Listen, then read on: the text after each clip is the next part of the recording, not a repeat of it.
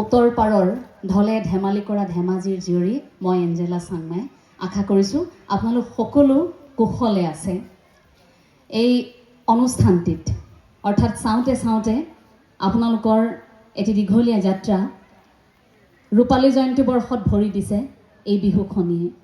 বৃহত্তৰ টেঙাবৰী অঞ্চলৰ সপোনৰ এটা বীজ লাহে লাহে ৰূপালী জয়ন্তী বৰ্ষ গৰকিছে।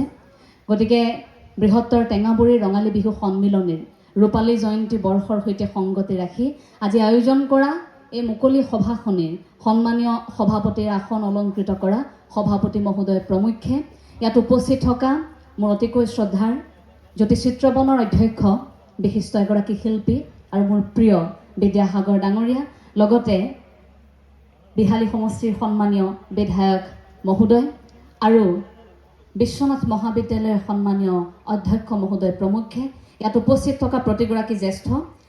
আজি বিহুৰ বতৰত আপোনালোকৰ সেৱা ল'বলৈ আহিলোঁ। গতিকে এগৰাকী কনিষ্ঠ হিচাপে প্ৰথমে আপোনালোকৰ সেৱা ল'ব বিচাৰিছোঁ। কৃষ্ণ।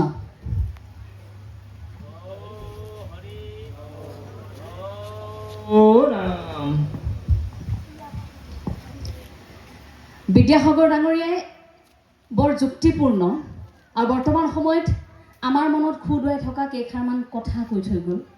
এই কথাবোৰ আমিও বুকুত কঢ়িয়াই ফুৰিছোঁ। এয়া বহাগ, ফাগুনৰ বতাহে লঠঙা কৰি যোৱা প্ৰকৃতিৰ বুকুত এতিয়া নকৈ কুঁহিপাত ওলাল। প্ৰকৃতিৰ বুকুত যেতিয়া এটা বতৰা বিয়পি পৰি স্বাভাৱিকতেই এই বতৰাটো অসমীয়া মানুহৰ মনে মনে শিপালে আৰু মনত এনেকৈ শিপালে যে ক'ব নোৱাৰাকৈয়ে এই বহাগ অসমীয়াৰ প্ৰাণৰ সঞ্চাৰ হয়। সেইবাবে বহাগত আমাৰ মনবোৰ আচলতে ৰঙীন হৈ পৰে। এতিয়া বহাগ বুলি কোৱাৰ লগে লগে, ৰঙালী বিহু বুলি কোৱাৰ লগে লগে ইয়াৰ এক হৃৎপিণ্ড স্বৰূপ মই হুঁচৰিৰ পৰা আৰম্ভ কৰিব বিচাৰিছোঁ। আৰম্ভণিতেই মই সেইসকল বৰেণ্য ব্যক্তিক শ্ৰদ্ধা জ্ঞাপন কৰিব বিচাৰিছোঁ আচলতে যিসকলৰ ত্যাগ, যিসকলৰ কষ্ট, যিসকলৰ স্পষ্টবাদিতাৰ বাবে আৰু যিসকল ব্যক্তিৰ সাহসৰ বাবে আপুনি মই আজি এই বিহুটো এনেকৈ আমি উদযাপন কৰিব পাৰিছোঁ। কেতিয়াবাই নহ'লে ব্ৰিটিছে অশ্লীল বুলি আমাৰ এই বিহুটো নিষিদ্ধ কৰিব বিচাৰিছিল। সেয়া সময়ো আহিছিল। মই সেইগৰাকী ওজাৰ কথা ক'ব বিচাৰিছোঁ। মই তাঁতিঙা ওজা আৰু চেনিমাৰ কথা ক'ব বিচাৰিছোঁ। সেই দুয়োগৰাকীৰ বাবেই আপুনি মই আজি ইমান সুন্দৰকৈ ৰঙতে ৰঙীন হ'ব পাৰিছোঁ। সেই সময়খিনি যি সময়ত আচলতে এই হেঁপাহৰ বিহুটো অসমীয়াই উদযাপন কৰি আছিল। এই বিহুটোত আপোন ভোলা হৈ সকলো নাচে, পাহৰি যায় সকলো।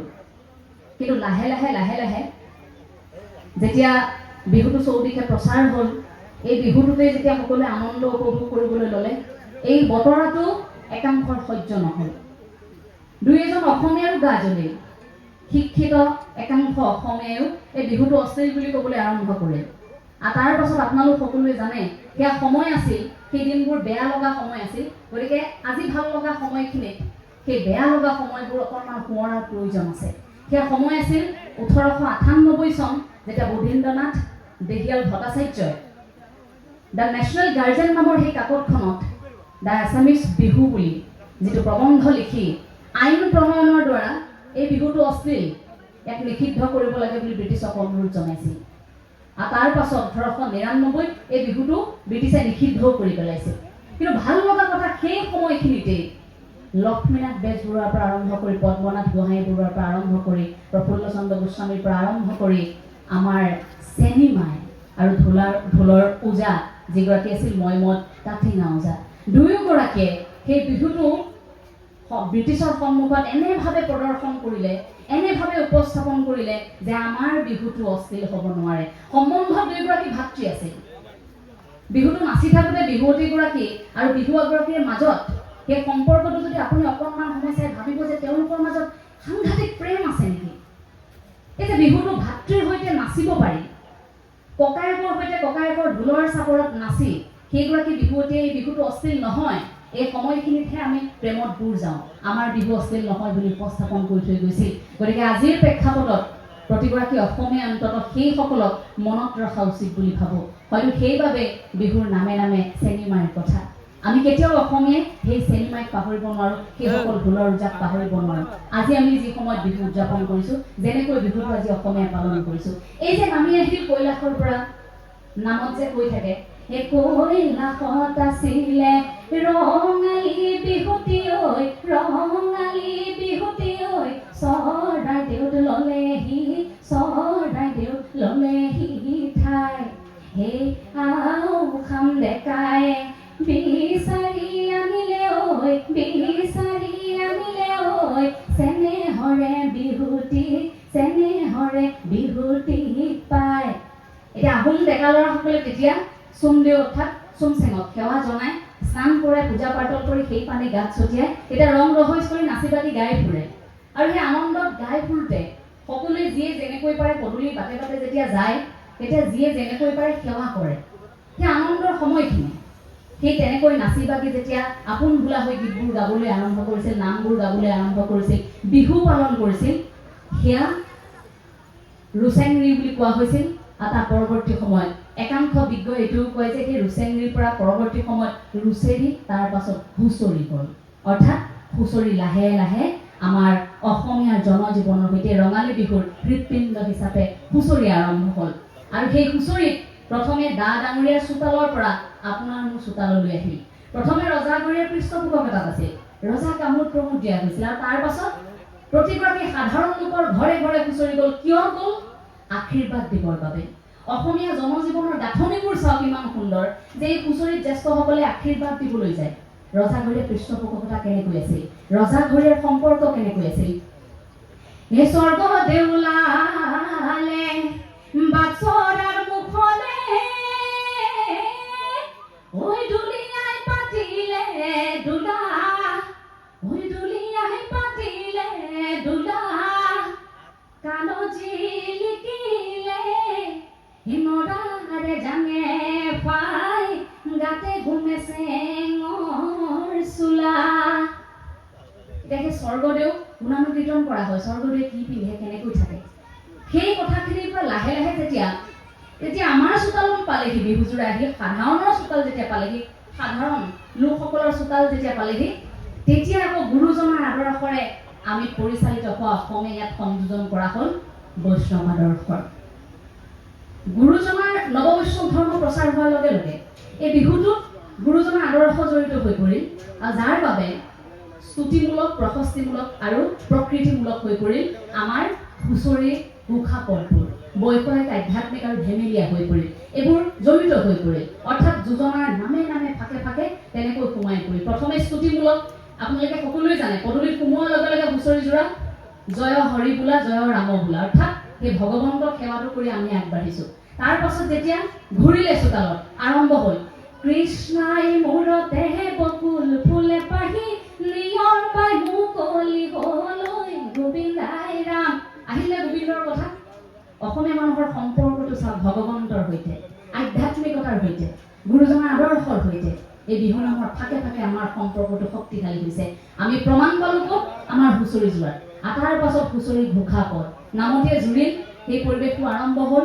এতিয়া গৃহস্থক আশীৰ্বাদ দিলে, আৰু এনেকৈ সেই হুঁচৰি যোৰা আৰম্ভ হ'ল। আশীৰ্বাদ দিবলৈ আৰম্ভ কৰিলে, আমাৰ পুৰুষসকলে ঘৰে ঘৰে হুঁচৰি গাবলৈ আৰম্ভ কৰিলে। এই আশীৰ্বাদ গ্ৰহণ কৰাৰ পাছত লাহে লাহে এই বিহুটো কিছু সলনি হ'ল। হুঁচৰিৰ পাছত মুকলি বিহু, আৰু সেই পথাৰৰ একোণত কোনেও নেদেখাকৈ, পুৰুষে নেদেখাকৈ এচুকত টকা বিহু গাই থকা বা গাভৰু বিহু বা জেং বিহু গাই থকা আমাৰ মহিলাসকলেও লাহে লাহে মঞ্চত যেতিয়া সুযোগ সুবিধা পালে তেতিয়া নাম গাবলৈ আৰম্ভ কৰিলে। এতিয়া আহিছোঁ নামৰ কথালৈ। এই বিহু বুলি কোৱাৰ লগে লগে আমাৰ অসমীয়া জনজীৱনৰ বহু কথা বিহু নামত প্ৰকাশ পায়। আমি আচৰিত হওঁ যে অখ্যাত সেইসকল কবি যিসকলে ব্যাকৰণৰ কোনোদিন কটকটীয়া বান্ধোনত সোমোৱাই নাই, যিসকলে কোনোদিন হয়তো সেই বান্ধোনত নোসোমোৱাকৈ, বিদ্যাৰ আৰম্ভ নকৰাকৈ সেইসকল পুৰুষা ব্যক্তিয়ে, সেইসকলে মনৰ কথাবোৰ ইমান সহজ সৰলকৈ প্ৰকাশ কৰিছিল। ক'ত প্ৰকাশ কৰিছিল? বিহু নামত। আৰু সেই বিহু নাম আপুনি মই আওৰাৰ লগে লগে এটা সময়ৰ কথা আমি উমান পাওঁ যে আমাৰ ককা দেউতাসকলে এটা সময়ত এনেকৈ বিহু নাম গাইছিল। এয়া বিহু নামত আছে, তাৰ মানে সি অসমত আছে। হেমাংগ বিশ্বাসে কি কৈছিল? যি বিহু গীতত নাই সি অসমত নাই, যি অসমত নাই সি বিহু গীততেই নাই। গতিকে নামত যি নাই সি অসমত নাই। নামবোৰ কেনেকুৱা আছিল? ও সৰু ফুল ফুল ফুলিবলে, ও সৰু ফুল চিঙু চিঙু লাগে, ও সৰু ফুল চিঙিব মই নোৱাৰো, ও সৰু ফুল মনত বেজা লাগে, মনত বেজা লাগে মোৰ। আকৌ গায়, ও সৰু ফুল গছৰে ডালতে, ও সৰু ফুল কেতেকীয়ে বিনালে, ও সৰু ফুল ধুলে গৰজিলে, ও সৰু ফুল নাচো নাচো লাগে, নাচো নাচো লাগে গাত। এতিয়া আহিলনে নামৰ মাজলৈ প্ৰকৃতিমূলক, তাৰ পাছত নিজৰ কথা। ইয়াত এখন প্ৰতিশ্ৰুতি। বিহুৰ নাম, হুঁচৰি, মুকলি বিহু, জেং বিহু, টকা বিহু আপুনি চাই থকাৰ সময়খিনি আৰু ইয়াৰ সৈতে অসমীয়াৰ জড়িত হৈ থকা লোকাচাৰ, এডাল শিপা। এই যে কিছু সময় আগতে যে বিদ্যাসাগৰ ডাঙৰীয়াই কৈছিল যে শিপাডাল আমি ক'ৰবাত যদি কেতিয়াবা ছিঙিব নোৱাৰোঁ গোটেই গছজোপাই শুকাই যাব। এয়া আমাৰ শিপা, আমাৰ অস্তিত্ব। ইয়াক নতুনত্ব দিয়াৰ মৰসাহ অসমীয়াই কৰিব নালাগে, বৰঞ্চ অসমীয়াই এইটো সাহসে কৰিব লাগে যে যিখিনি যেনেকৈ আছিল, আমাৰ বিহুটো যেনেকৈ আছিল আমি সেই বিহুটো তেনেকৈ ৰাখিম। এই যে নামৰ কথা ক'লো, কৈ শেষ কৰিবই নোৱাৰি। নাম বুলি কোৱাৰ লগে লগে যোজনাৰ পৰা আৰম্ভ কৰি আমাৰ জোৰা নাম, ফকৰা নাম, জাত নাম, আৰু তাৰ পাছত আমাৰ গাভৰুসকলে জুৰি জুৰি গোৱা সেই নামবোৰ, এই নামবোৰত আপুনি ক'ৰবাত নিজক বিচাৰি পাব। এতিয়া মই অকণমান জোৰা নামৰ প্ৰসংগটো লৈ আহিছোঁ। জোৰা নামৰ প্ৰসংগটো লৈ এইবাবেই আহিছোঁ যে সেই সময়খিনি প্ৰেম আৰু সম্পৰ্কৰ এটা কটকটীয়া বান্ধোন আছিল, জীৱন সংগী বিচৰাৰ এটা সময় আছিল। এই বহাগতেই হয়তো বহুজনে নিজৰ জীৱন সংগী বিচাৰি উলিয়াইছিল। ইয়াত প্ৰেমৰ বতৰা আছিল, ইয়াত ভাল লগাবোৰ আছিল, আৰু সেই ভাল লগাবোৰৰ সৈতে সম্পৰ্ক আছিল আমাৰ মাটিৰ উৰ্বৰা শক্তি, অৰ্থাৎ কৃষি কৰ্মৰ বাবে আমাৰ মাটিৰ উৰ্বৰা শক্তি যে বৃদ্ধি পায়। জীৱন সংগী বিচৰাৰ পাছত এই বিহুটো ৰঙেৰে উদযাপন কৰাৰ পাছত এটাই ইংগিত দিয়ে বাৰে বাৰে বিহু নামে, এটাই ইংগিত দিয়ে ৰঙালীয়ে যে ইয়াৰ পাছত তোমালোকে নাম গাই থাকিলে নহ'ব, ইয়াৰ পাছত তোমালোক খেতি কৰিব লাগিব। কাৰণ পথাৰখন ইতিমধ্যে আৰম্ভ হৈছে, উৰ্বৰা শক্তি বৃদ্ধি পাইছে, তোমালোক ইয়াত ৰৈ থাকিলে নহ'ব, পথাৰ তেনেকৈ পৰি ৰ'ব, গতিকে তোমালোক এতিয়া খেতিত নামিব লাগিব। এই যে জোৰা নাম বুলি ক'লো, জীৱন সংগী, এটা ৰসাল কথা। কেনেকুৱা আছিল আগতে যে সেইটো কোণত যদি ডেকাসকলে বিহু মাৰিছিল, এইটো কোণত গাভৰুসকল থাকে, আৰু আচৰিত কথা তাৰ পৰা ইয়ালৈ এটা প্ৰতিযোগিতা চলি থাকে। প্ৰতিযোগিতাটো আনকি ককাহঁতৰ সন্মুখত আমি এনেকৈ সুধিছোঁ, মোৰ নিজৰ ককাই এই কথাষাৰ কৈছিল যে ককাহঁতে যেতিয়া এটা ঢোল বজাই থাকে, ইয়াত আইতাহঁতে নাচি থাকে। এটা প্ৰতিযোগিতাটো এনেকুৱা, ককাহঁতে ভাবে যে যিগৰাকী নাচনী মোৰ ঢোলৰ চাপৰত ভাগৰি নপৰিব সেইগৰাকীয়ে মোৰ ঘৰৰ ৰাণী হ'ব। আৰু এইফালেও আইতাসকলেও ভাবি থাকে যিজন ঢুলীয়াই নচুৱাই নচুৱাই ভাগৰুৱাব পাৰিব সেই ঢোলটোত গৈ ঘূৰি ঘূৰি সেৱা এটা কৰি দিয়ে, আৰু তাৰ পাছত বিহু শেষ আৰু ঘূৰা ঘূৰি হয়, জীৱন সংগী বিচাৰি পায়। এইবোৰ অসমীয়া সমাজৰ সেই বিহুসমূহত এই পৰিৱেশবোৰ আছিল। জোৰা নামবোৰ কেনেকুৱা আছিল? জোৰা নাম এফাকি অকণমান গাই দিব বিচাৰিছোঁ। মোৰ কণ্ঠটো একেবাৰে বেয়া দেই, মই মনৰ উলাহতহে গাওঁ। জোৰা নাম এনেকুৱা আছিল যে সিটো দিশৰ পৰা আৰম্ভ কৰিছে বিহুৱাগৰাকীয়ে। ও সজাত বন্দী হ'লে সজাৰে, মহইনা ঐ সজাৰে, মহইনা ঐ শালতনো বন্দী হ'লে হাতী, ও মই বন্দী হ'লো কোম্পানীৰ কামতে, ঐ কোম্পানীৰ কামতে, ঐ টোপনি মোৰ নধৰে, টোপনি মোৰ নধৰে ৰাতি।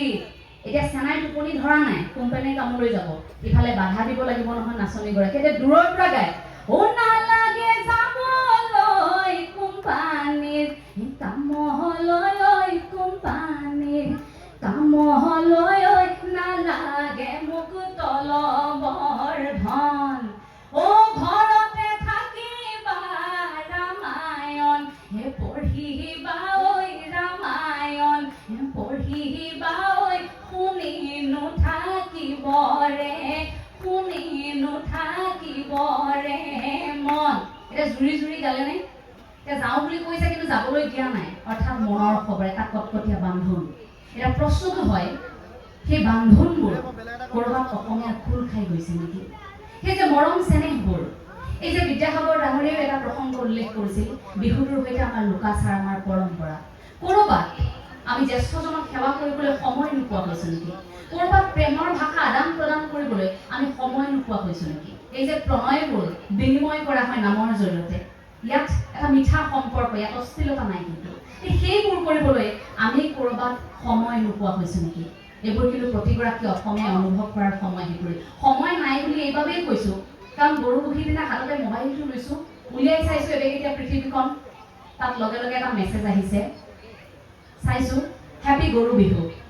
আৰু লগে লগে আজিকালিতো সামাজিক মাধ্যম খুলিবই নোৱাৰি, গৰু বিহুৰ দিনাই আৰম্ভ কৰিছে, হাই গাইজ হেপী গৰু বিহু। এতিয়া কাক ক'লে আমি নাজানো, কাক শুভেচ্ছা দিলে আমি নাজানো। আৰম্ভ তাৰ পৰা অনুভৱ কৰক এবাৰ যে যি সময়ত আপোনালৈ বিহুৰ উলগ যাচিল, আপুনি সদায় ভালে থাকক, জ্যেষ্ঠজনক সেৱা কৰা হয়, মা দেউতাক সেৱা কৰি এই পৰম্পৰা আমি জীয়াই ৰাখিবলৈ চেষ্টা কৰিছোঁ, তেনে সময়ত আমাৰ সন্তানে আপোনালৈ বিহুৰ উলগ যাচিল এই শব্দটোৰ সলনি, বাক্যটোৰ সলনি ব্যৱহাৰ কৰিছে হেপী গৰু বিহু। এইটো কিমান দুৰ্ভাগ্যজনক আপোনাৰ মোৰ বাবে। আমি জাতিৰ কথা কৈ থাকোঁ, বিহুৰ এই সময়খিনি জাতিটোৰ কথা পতাটো বৰ জৰুৰী। কেৱল কেইগৰাকীমান সংগীত শিল্পীক মাতি আনি এটা অনুষ্ঠান পৰিৱেশন কৰিলে নহয়, আমি আমাৰ সমস্যাবোৰ, জাতিটো ক'ত ঘূনে ধৰিছে এই কথাবোৰ আলোচনা কৰাৰ সময়। জাতি বুলি কোৱাৰ লগে লগে জাতি এটা জীয়াই থাকিবৰ বাবে ইয়াৰ ভাষা, সংস্কৃতি, সভ্যতা আমি কেনেকৈ জীয়াই ৰাখিব লাগিব, সেইটো আমাৰ বাবে প্ৰথম প্ৰশ্ন। যি সময়ত বিহুটোক নিষিদ্ধ কৰিবলৈ ওলাইছিল, সেই সময়ত লক্ষ্মীনাথ বেজবৰুৱাই কৈছিল যে তোমালোকে ইয়াত মাক নামাতিবা। একাংশক আঙুলিয়াই কৈছিল তোমালোকে ইয়াত মাক নামাতিবা, তোমালোকৰ সংস্কৃতিটোৱে আমি আঙুলি টোৱাবলৈ যোৱা নাই, গতিকে আশা কৰিছোঁ আমি বুকুত কঢ়িয়াই ফুৰা বিহুটোক তোমালোকে শেষ কৰিবলৈ চেষ্টা নকৰিবা। গোস্বামী ডাঙৰীয়াই কৈছিল যে তোমালোকৰ কলিকতীয়া সভ্যতাৰ চিকমিকনিত আমাৰ একাংশ মানুহে নিজক পাহৰি গৈছে, পাহৰিবলৈ বাধ্য হৈছে। হে প্ৰভু, এইসকলৰ অন্তত চকু মেলি খুৱাই দিয়া। আমিও কেতিয়াবা সেই ঢৌটোত গৈ কেতিয়াবা নিজক পাহৰিছোঁ নেকি? এই প্ৰশ্নটো কৰাৰ কিন্তু সময়। এই যে জাতীয়তাবাদ, জাতিৰ কথা বিহুৰ সময়খিনি, অসমীয়া ভাষাটোৰ প্ৰতি শ্ৰদ্ধা কেনেকৈ আৰম্ভ হ'ব? ই ভাষণৰ মাজত থাকিলে নহ'ব, ই ঘৰে ঘৰে শিপাব লাগিব। আগতেতো গাঁওখনৰ বৰ ভাল লগা পৰিৱেশ আছিল। আজিৰ সময়খিনিত বক্তাই আহি ক'বলগীয়া হয় অসমীয়া ভাষাটো ব্যৱহাৰ কৰক, অসমীয়াতে কথা কেইষাৰ কওকচোন। আজিৰ বক্তাই আহি ক'বলগীয়া হয়, ভাষণৰ বিষয়বস্তু ৰাখিবলগীয়া হয় জাতীয় জীৱনৰ কথা। আজিৰ পৰা 10 বছৰ আগত এনেধৰণৰ বিষয়বোৰ ভাষণত নাছিল। কিয়? কাৰণ সেই সময়ত আমাৰ জ্যেষ্ঠসকলে সমাজখন বৰ আতুম টুকাৰিকৈ ধৰি ৰাখিছিল, কিন্তু আমি সেয়া হয়তো ক'ৰবাত কৰিব পৰা নাই। সেইবাবেই বহু শিল্পীয়ে বহু কথা গাই থৈ গৈছে, বহু গীতত, বহু কবিতাত। কেইটামান দিন আগতে আমাৰ মাজৰ পৰা বিদায় লোৱা গণশিল্পী ৰাজীৱ কটীয়াই কি গাইছিল? এই অসমীয়া মাধ্যমত আমাৰ ল'ৰাক নপঢ়াও, অসমীয়া নুফুটে মুখত, মামী পাপা বুলি মাতিলেহে ভাল পাওঁ, আই পিতাই নিশিকাও লাজত। কিয় গাই থৈ গৈছিল? এনেকৈতো বহুজনে গালে, বহুজনে কবিতা লিখিলে, বহুজনে প্ৰবন্ধ লিখিলে, কিন্তু আপুনি মই কিমান শুনিলোঁ? বহুজনে ভাষণৰ মাজত কৈ থৈ গ'ল। সেইসকলৰ ল'ৰা ছোৱালী বা ক'ত পঢ়িছে? আমাৰ এটা প্ৰশ্ন থাকে সেইসকললৈ। গতিকে অসমীয়া মাধ্যমত বুকুত লৈ ফুৰিব পৰাটো, অসমীয়া ভাষাটো বুকুত কঢ়িয়াই ফুৰাটো প্ৰতিগৰাকী অসমীয়া মানুহৰ বাবে গৌৰৱৰ ক্ষণ বুলি আমি অনুভৱ কৰিব লাগে, যে আমি অন্তত আমাৰ সন্তানে অসমীয়া ভাষাটো কঢ়িয়াই ফুৰিছে, অন্তত মোৰ সন্তানে জাতীয়তাবাদৰ ভেটিত আছে, মোৰ সন্তানে গামোচাখন চোৱাৰ লগে লগে চিনি পায় এখন পাৱাৰ লুমৰ গামোচা, এখন হেণ্ডলুমৰ গামোচা। মোৰ সন্তানে অন্তত শিপিনীক সন্মান কৰিব জানে, মোৰ সন্তানে অন্তত সেই পথাৰত দুপৰলৈকে হাল বাই থকা ফটা কামিজ পিন্ধা মোৰ সেই বোপা ককাক সন্মান কৰিব জানে, কৃষকক চিনি পায়। এই যে তেখেতে ক'লে যে আমি এনেকুৱা অনুষ্ঠানত কৃষকক কিমান সন্মান জনাইছোঁ। এইটো বৰ ডাঙৰ কথা যে কৃষকক সন্মান, শিপিনীক সন্মান আমি ক'ৰবাত পাহৰি পেলাইছোঁ নেকি?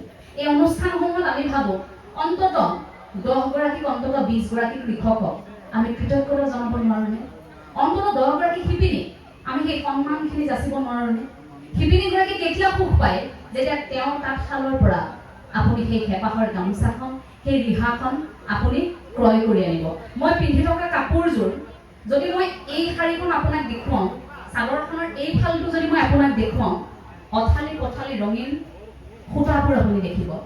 এই অথালি পথালি ৰঙীন সূতাবোৰ য'ত একেবাৰে অপৰিপাটি হৈ আছে, কিন্তু এই ফালটো যদি মই আপোনালোকক দেখুৱাওঁ, তেন্তে এই ফালটোত শিপিনীগৰাকীৰ সপোনটো জিলিকি আছে। শিপিনীগৰাকীক বুজিবৰ বাবে বৰ দূৰলৈ যাব নালাগে, আপুনি গাত পিন্ধি থকা কাপোৰযোৰ এবাৰ চুই চাব। এই চাদৰখন চুই চোৱাৰ লগে লগে এই অথালি পথালি বিশৃংখল হৈ থকা সূতাবোৰ চুই চোৱাৰ লগে লগে আপুনি যদি অনুভৱ কৰিব পাৰিছে এই শিপিনীগৰাকীৰ বাৰু কিমান সময় লাগিছে এইখন বৈ উলিয়াওঁতে, এওঁ বাৰু উচিত মূল্যটো পাইছেনে? এই প্ৰশ্নটো যদি আপোনাৰ মনলৈ আহিছে তেন্তে মই সঁচা অৰ্থত কওঁ আপোনালোক সঁচাকৈ অসমীয়া, আপোনালোকৰ বহুত সেই সন্মানটো শিপিনীৰ প্ৰতি আছে।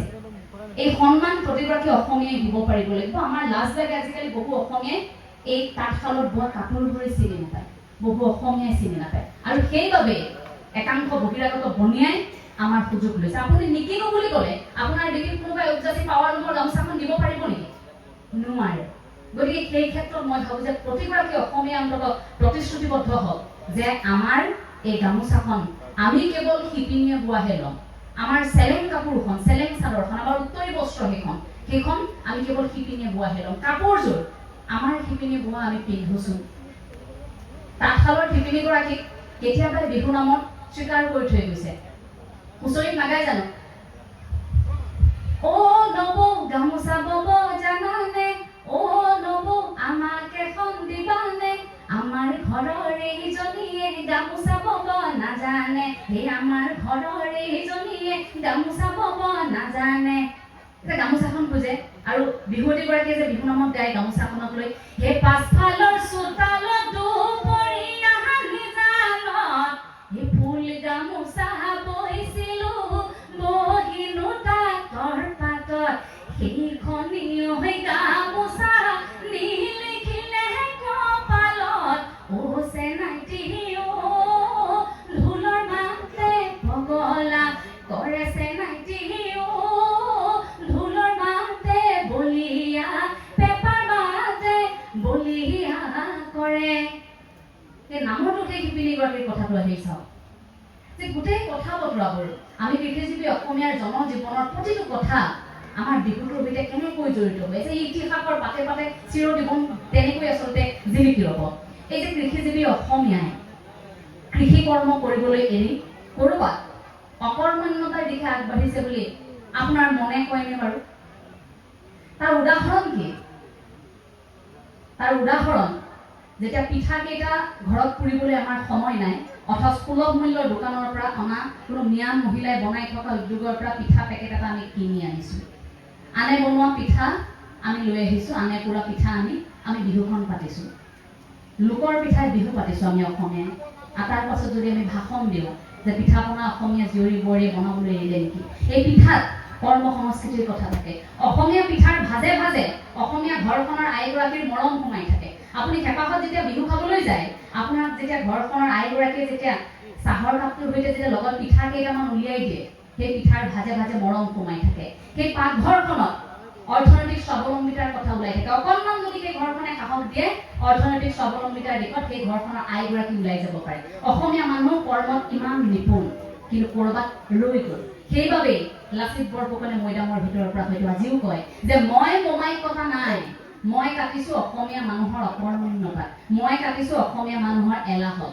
গতিকে অসমীয়া মানুহ কৃষিজীৱী এই চহা অসমীয়াই আমাৰ কৰ্ম সংস্কৃতিমুখী যিটো আন্দোলন তাত এতিয়া একেলগে আগবাঢ়ি যাব লাগিব, আৰু এনে ভাবে যাতে আনে আমাৰ বজাৰ দখল কৰিলে বুলি আমি এটা সময়ত কান্দিবলগীয়া নহয়। গতিকে সেই পৰিৱেশটো আমি ভাবোঁ যে অসমীয়ালৈ উভতি আহক। জেঠৰ শেষলৈকে বহাগ গৈ শেষ হয়, বৰদৈ চিলাও মাকৰ ঘৰৰ পৰা উভতি যায়, কিন্তু আমাৰ বিহু শেষ নহয়। আমি বিহু পাতিয়েই থাকোঁ, আমাৰ বিহু পাতিয়েই থকা হয়। আমি উৎসৱ বেছিকৈ পাতোঁ, অত্যাধিক উৎসৱমুখিতাই ক'ৰবাত আমাক অৰ্থনৈতিকভাৱে দুৰ্বল কৰিছে নেকি? আপুনি এবাৰ অনুভৱ কৰিবচোন। যি সময়ত আশীৰ্বাদ দিয়া পৰম্পৰা হুঁচৰি চোৰাৰ, সেই হুঁচৰিৰ আশীৰ্বাদ ল'বলৈ আপুনি এতিয়া গাঁৱলৈ চাবলগীয়া হয়, গ্ৰাম্যাঞ্চলত এতিয়া হুঁচৰিবোৰ নাই। কাৰণ হুঁচৰি দল, একাংশ হুঁচৰি দল আহি ক'ত পাইছেহি?